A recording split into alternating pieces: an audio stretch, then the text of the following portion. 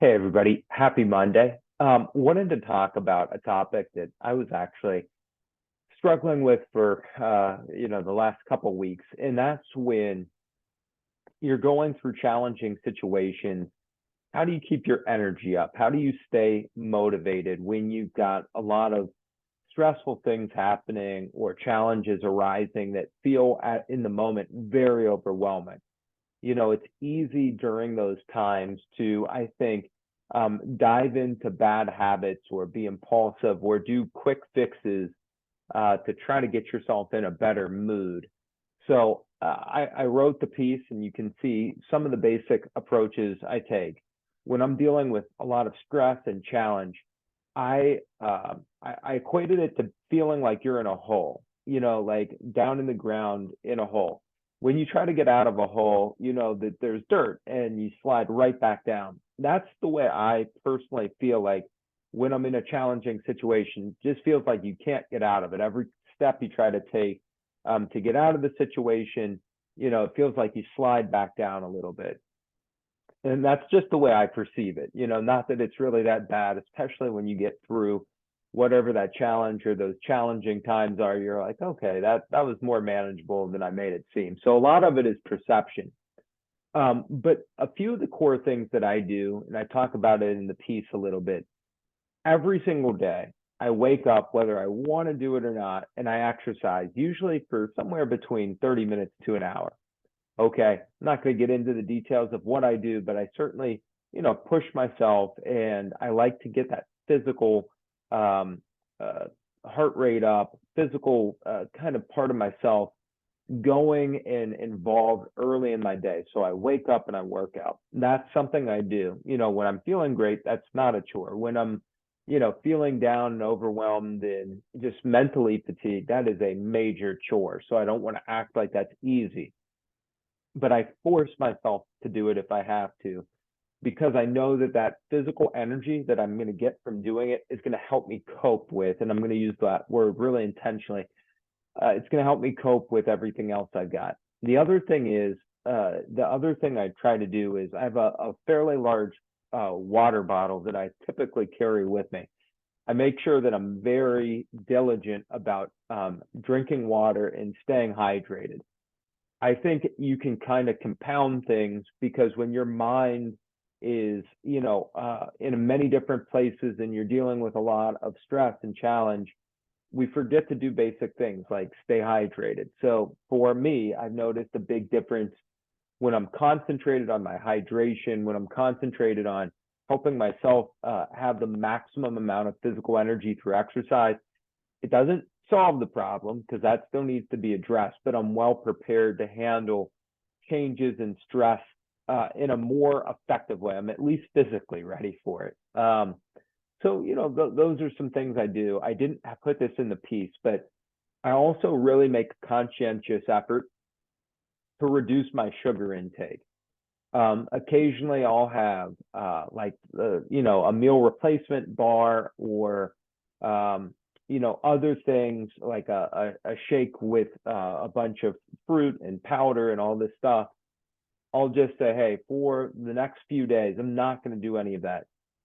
For me personally, when I'm eating a lot of sugary things, it kind of gives me this sense of reward, but it also seems to heighten my anxiousness. So I'm very conscientious about not consuming as much sugar or no added sugars when I'm in a worked up state, when I'm very stressed, when I'm putting a lot of pressure on myself. That seems to see, it feels like initially like, oh my gosh, that sounds so good. But when I do it personally, it throws me off rhythm. It seems to get my heart rate elevated. Just not good for me. I'm not saying anybody else should do it, but I really attempt to listen to my body when I'm in these states. The other thing I do is I try to be mindful of what time I'm going to bed and waking up. If I'm going to bed too late and I'm already feeling a lot of tension and stress and there's a lot on my mind, not sleeping enough or having kind of like an inconsistent going to bed and waking up time throws me even worse. I don't think, and I definitely don't focus on this. It's not really the amount of sleep, it's just the consistency when I'm going to bed and when I'm waking up. If you can start to build back rhythms, what do I mean by that? You're eating in a very regimented way. You're working out in a very regimented way. You're going to bed and waking up in a very regimented way. That building of order often gets me feeling like, okay, I've got a number of things kind of rolling. I think I can think about this more systematically. And I have this in the piece too. When I'm overwhelming myself or when there's a lot to do, or that's my just general perception, I think it's because I'm making things more intense than maybe they need to be. So for me, getting it down, whether it's typing out a list or writing it down, or even just doing a voice dictation of whatever got got me feeling really worked up, helps me see like, okay, this is what I'm dealing with. Because when I just have it in my mind, it feels heavy, feels time consuming, it feels like there aren't any really good answers. But when I see it, and instead of seeing everything at once, I'm like, okay, I see those. I feel like I can naturally give it better priority. Okay. What does that mean? It means like the top challenge or challenges seem to be more prominent. And just like, okay, those other things are driving me crazy because of these things. And it allows me to put priority and energy into the things that are really the culprits of me feeling worked up. And it all of a sudden starts to seem like, okay, I see all of this. I got it all kind of out of my mind and onto the screen or onto a piece of paper. And I also have a better sense of what needs to be addressed first, like what's driving a lot of these challenges for me. Once I have it somewhat processed, I usually feel a bit better, but not all the way better.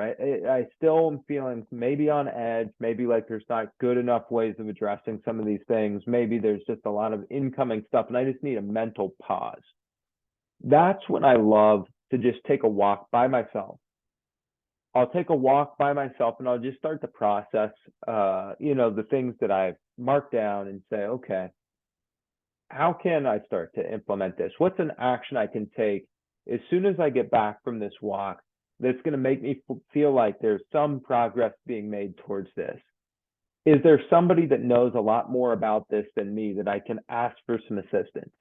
Is this something that I have to even do myself, or is there somebody that I can ask to work on this? To maybe it's just something that's burdensome, but I've not thought well enough about. Is there a way to delegate?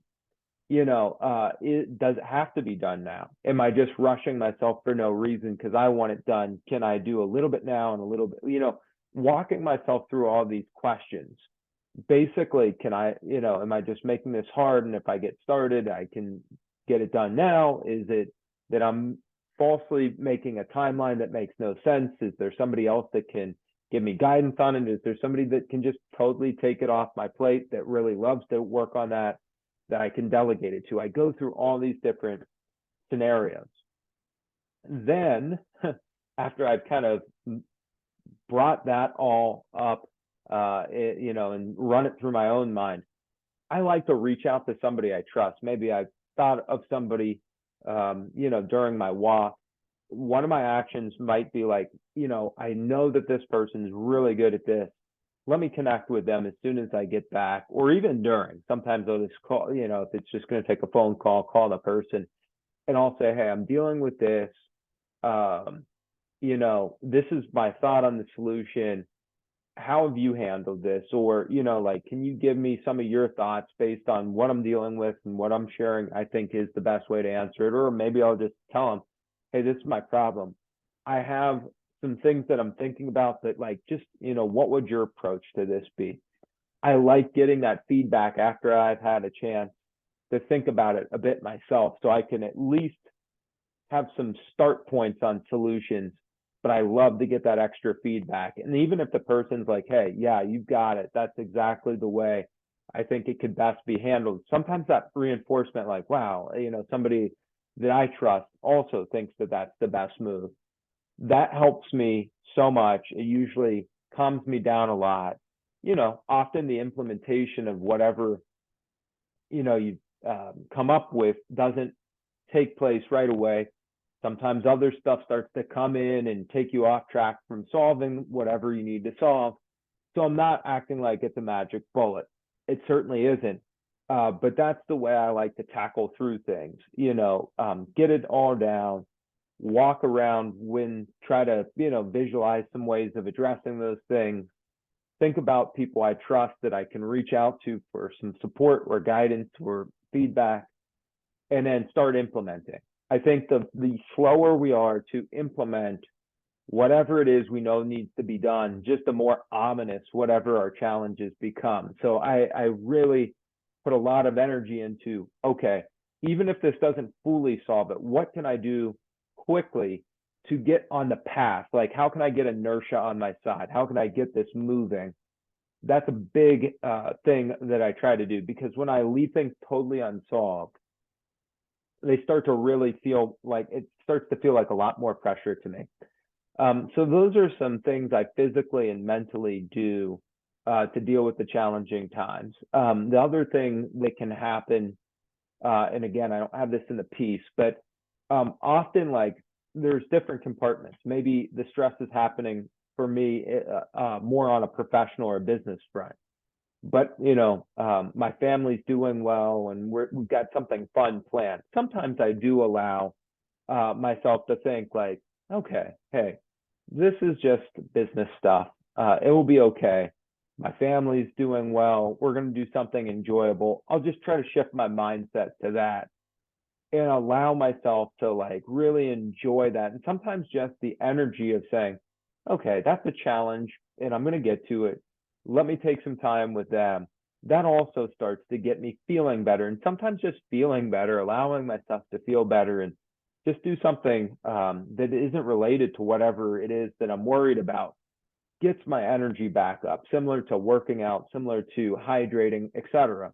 It gets my energy up enough to where I'm like, okay, I never even thought of this, or you know what, now I'm feeling good. I'm going to go ahead and take action on whatever it is I need to. I feel refreshed enough to do it. But I think for me, and again, this is personal, you can't exercise your way out of a problem. You can't hydrate, sleep, do something alternative to getting through a tough time. You've got to face it.